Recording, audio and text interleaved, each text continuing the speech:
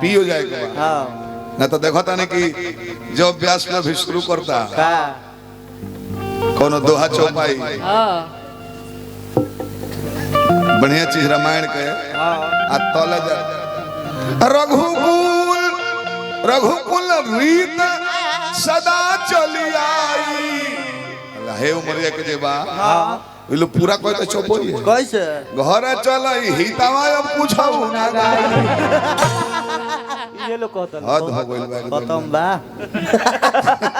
रामायण का होता रहो कहानी में आई तो ये लोग कहता चलो चला आइल बड़े गोपाल में से कथा को है हां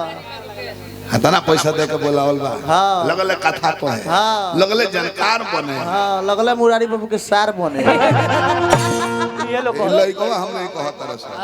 नहीं कहू मरिया के दीपक भैया हमरा बीडीसी महोदय मुखिया में केहू ना जीतल लकाई लो जरूर जीतल होइलो बीडीसी पैसा दे हमर मुखिया जी नहीं खियाई आइले नहीं खियाई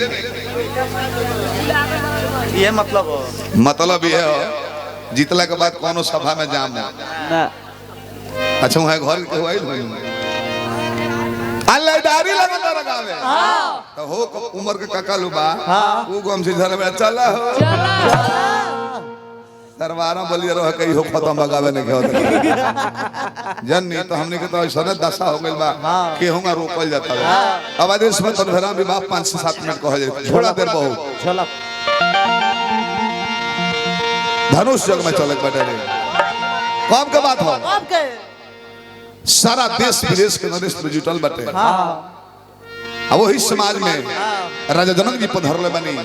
आज पधरले बन कन के ऊंच सिंहासन पर बनवले रहनी हो अब बाबा विश्वामित्र को भी बुलावल नहीं खे सतानंद बजाई आदेश नहीं दे निवेदन कर लेके शॉर्ट में चल जाला जाके बाबा कहता नहीं गोल लागी ले जाए स्वर्ग बाबू वीरेंद्र सिंह कहता नहीं आओ कि है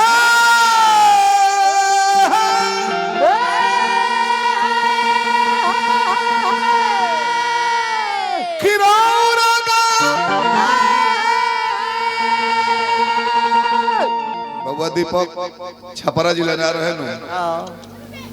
तब ब्यास लोग के प्रसंग भोर पड़ जाए हां जी दूसरा जिला में चांस नहीं मिलत गावे के हां तनी भड़कन होले बड़ा तरह दुगो पियो कर चढ़ ले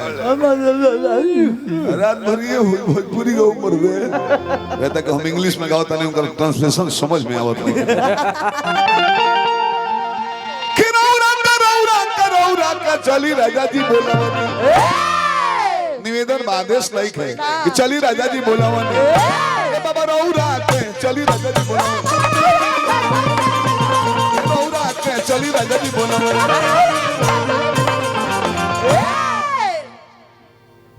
सुरेश ठाकुर जी पुरस्कार देना ठाकुर परिवार का हार्दिक शुभकामना बा